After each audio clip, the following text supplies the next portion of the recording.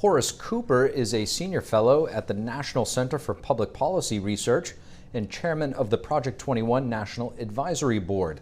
I was at CPAC earlier today and had a chance to ask him about some of former President Trump's legal challenges, namely the civil fraud case in New York and the case in Georgia.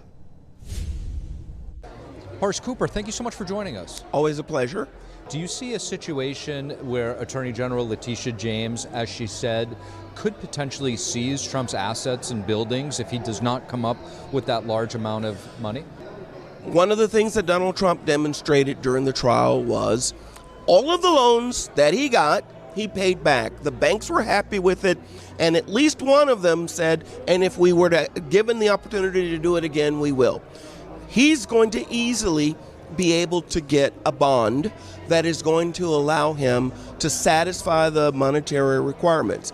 Now, I'm interested in this GoFundMe account. Last night when I went to bed, it was close to $1 million. By my math, if 1.5 million Americans give just $25, you reach $150 million. We have 24 more days for that to occur. I'm watching to see not because Donald Trump needs it, but it would demonstrate to anyone who hasn't been paying attention, he has a base of supporters who care about what lawfare is doing. Now, I don't think that we're going to see much success with his January 6th trial happening this year in Washington, D.C. I don't think anybody who's been paying attention to the Georgia case is convinced that that trial is going anywhere but blowing up. So all that's really left are the documents charge, and you got this situation where the President of the United States, who had a more egregious circumstance, was given a free pass. There's going to be a lot of skepticism, I think, about having that case go forward. The Georgia case, it was must-see TV with D.A. Willis on the stand, not too long ago. Walk us through it. I think there's been a lot talked about her testimony and things like that, but not the actual process of where this goes next.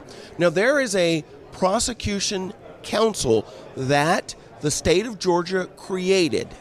And in the event that she is disqualified, which I think is highly likely, in the event that she is disqualified, they are going to have to select a replacement.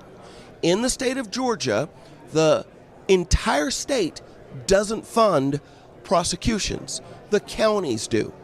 You're not going to be able to pick the least populated counties to send this to because they won't have the resources to do it. So there are only a couple that are left.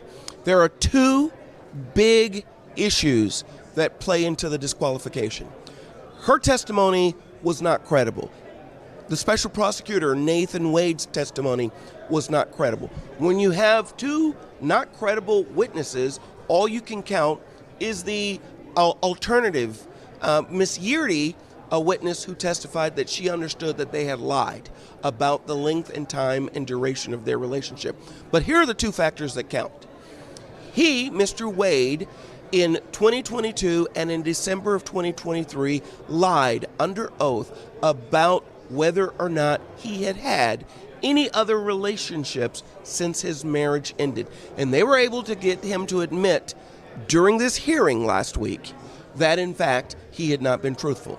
She's required to submit annually a statement about any gifts, any benefits that she may have received, even those that she reimbursed for.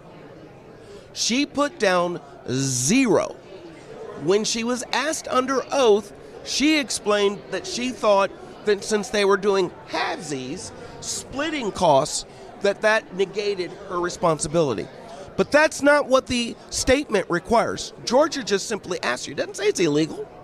It just asks you, did these things occur? And it was her duty to say they did, even if she wanted to give an explanation. She lied when she said no. Those two statements by the two of them disqualified it. Horace Cooper, thank you so much. Thank you.